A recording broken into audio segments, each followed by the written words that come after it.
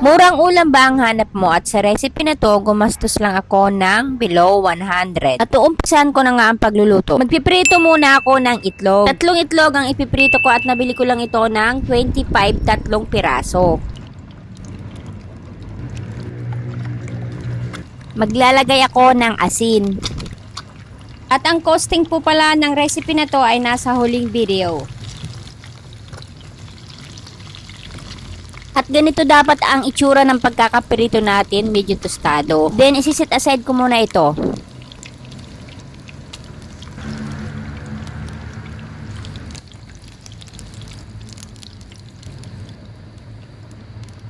At magigisa na nga ako ng bawang.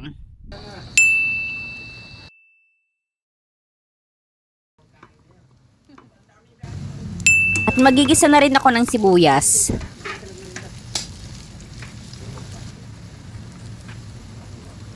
Maglalagay na ako ng tubig. Depende na lang yan sa inyo kung gaano karami. Maglalagay na rin ako ng seasoning granules at paminta.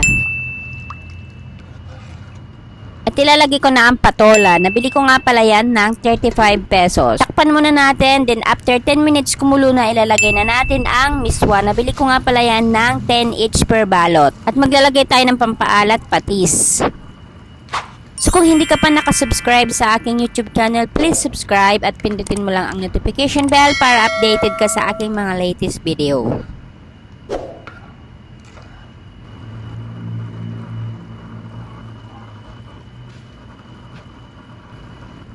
At ilalagay ko na ang piniritong itlog.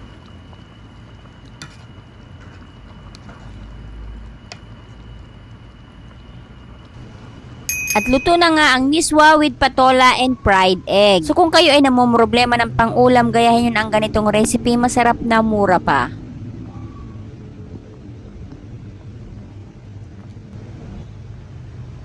At hanggang dito na lang po ang aking cooking vlog. Huwag niyo pong kakalimutan i-subscribe ang aking YouTube channel. Thank you for watching. See you in my next vlog.